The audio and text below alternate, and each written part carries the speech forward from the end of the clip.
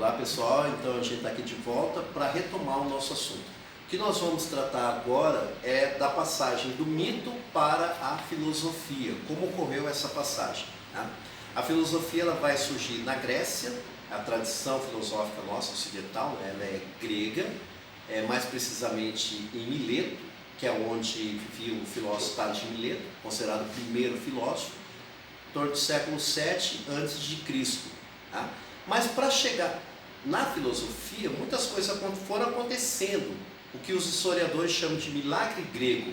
Muitas transformações na Grécia foram fazendo com que os mitos fossem superados, sendo superados, né?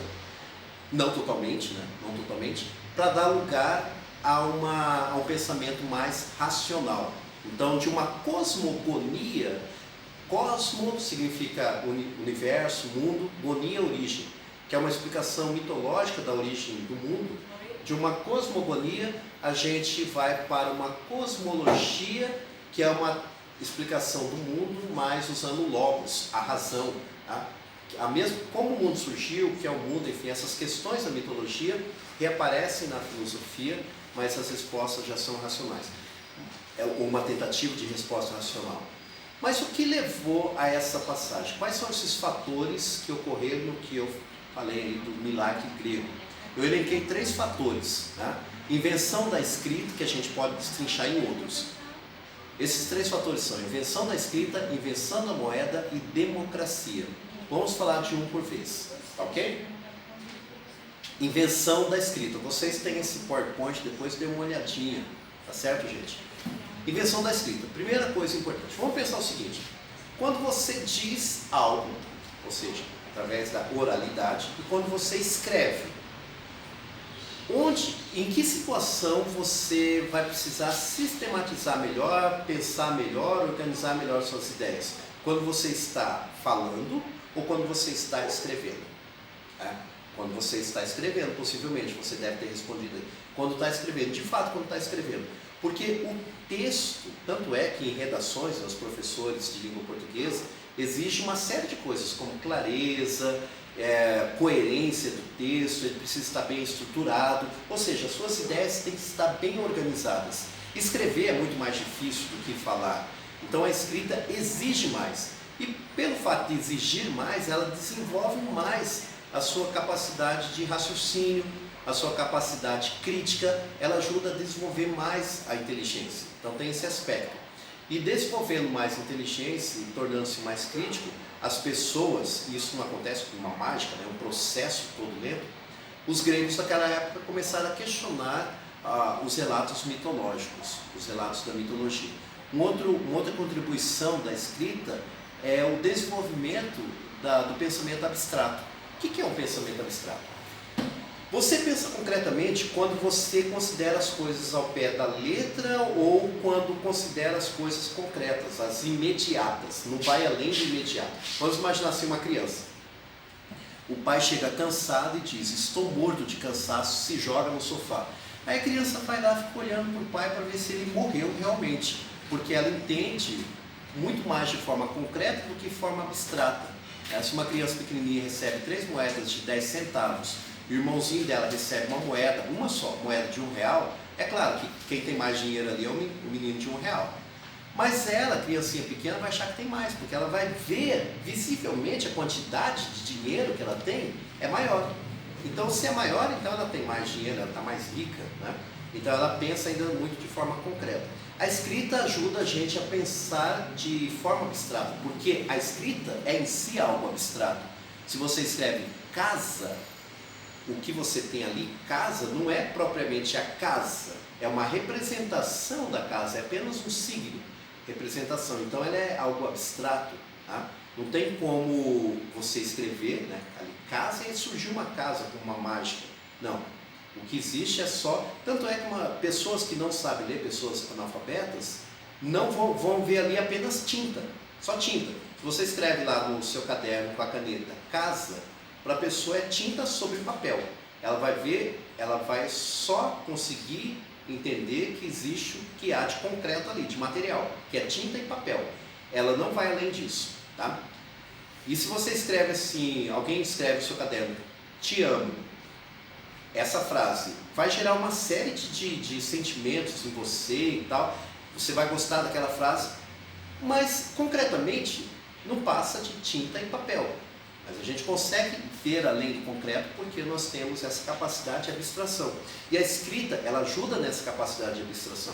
E quando os gregos e outros povos antigos começaram a escrever, isso foi um salto muito grande, porque a capacidade, o pensamento abstrato cresceu de uma forma ampla. Tanto é que para escrever você já precisa desenvolver antes, né, o seu pensamento abstrato, porque a escrita ela é uma abstração. E com o desenvolvimento da abstração, as pessoas se tornaram mais críticas inclusive em relação ao mito, tá? Passaram a questionar os mitos, tá ok? Então esse aspecto da palavra, da invenção da escrita. Outra questão importante, a moeda. Como a invenção da moeda vai colaborar para a passagem do mito à filosofia? De diversas frentes, né? Através de diversas frentes. Uma delas também, assim como a escrita, através do desenvolvimento da abstração. Ela contribui para o desenvolvimento do pensamento abstrato. Por quê? Por que disso? Porque assim como a escrita, a moeda não vale em si mesma. A escrita lá, casa, não é só tinta, ela não tem valor em si mesma. Tá? O sentido daquela palavra não está nela mesma, está no que ela representa. Tá? O valor, a moeda é a mesma coisa. A moeda você valoriza não pelo material concreto de que ela é feita, tá? Mas pelo valor que está nela. E o valor é algo abstrato. Vamos imaginar o seguinte: uma pessoa te oferece uma nota de R$10 ou uma nota de R$50. Possivelmente você vai querer a de R$50. Mas concretamente, os dois objetos ali é a mesma coisa, são papéis. Concretamente não vai ter diferença. Mas abstratamente vai ter uma diferença grande. Tá? A 50 vai valer 5 vezes mais do que a de 10, mas isso abstratamente é algo abstrato. Se o governo de um país muda de uma forma repentina a sua moeda e as pessoas são pegas de surpresa e não trocam a moeda, elas vão ficar com um monte de papel que no dia anterior tinha valor, porque é algo abstrato, é uma convenção, e no dia seguinte não vai ter mais nenhum valor. Então a moeda, concretamente, ela é papel. Abstratamente, ela tem um valor. Então, o papel ou qualquer outro material, né, bronze, enfim, o que é feito. Tá? Então, a moeda, assim como a escrita, ela contribui para o avanço do pensamento abstrato, porque o valor é uma abstração. O valor é uma abstração. Outra coisa importante da moeda, com a moeda houve um desenvolvimento grande do comércio na Grécia Antiga. Tá? O comércio se tornou mais dinâmico. Aquele comércio feito por escambo, através de trocas, que é um comércio muito mais lento, porque eu preciso ter algo para trocar por outra coisa. Ganhando essa intermediação da moeda, ficou muito mais dinâmico. E com o crescimento do comércio, as pessoas se urbanizaram mais, começaram a ir mais para as cidades. E nas cidades as pessoas têm mais, imagine só, para ficar mais fácil de entender. Hoje em dia, pessoas que moram no campo e pessoas na cidade. Imagina algumas pessoas que moraram a vida inteira no campo, não saíram de lá. Essas pessoas tendem a acreditar e a ter crendices, né, maiores do que as pessoas que estão na cidade, que conversam com mais pessoas, que têm mais acesso à informação. Levam essa imagem lá para a Grécia. É mais ou menos isso, para vocês terem ideia. Com o processo de urbanização, as pessoas começaram a ter mais acesso à informação e dessa forma se tornaram mais críticas. E tornando mais críticas, começaram a questionar aí essas respostas dadas pelo mito e buscando uma resposta mais racional. Um outro aspecto que é ajudado aí pela moeda foi o fomento, o estímulo às navegações marítimas. Muitos produtos precisavam ser buscados fora da Grécia, então precisava atravessar aí o mar Mediterrâneo.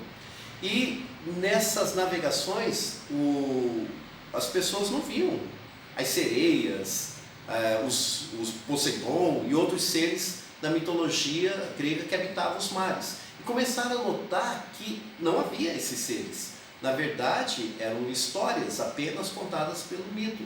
Onde estão esses seres todos que o mito fala?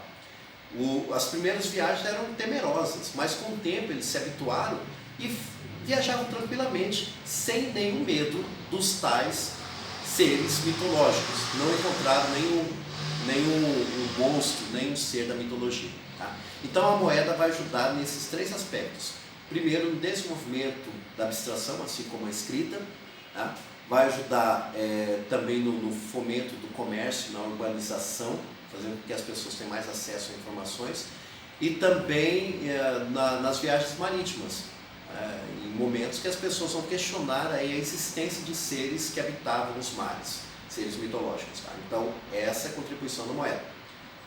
Então, se for perguntado de que forma a invenção da moeda contribui para a passagem do mito à filosofia, tem que dizer tudo isso, tá?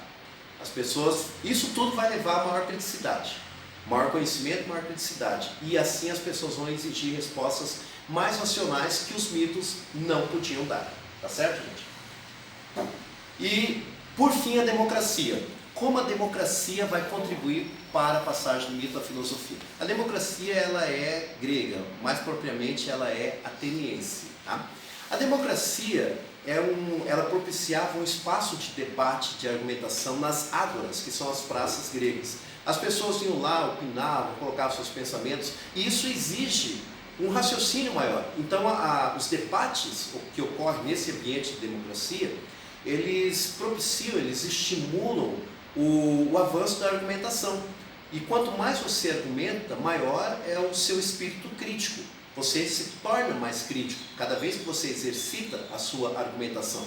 Então a democracia, ela ajudou, um dos aspectos que ela ajudou na passagem do mito à filosofia, foi fazendo com que as pessoas, no exercício da argumentação, se tornassem mais críticas e assim questionassem os mitos.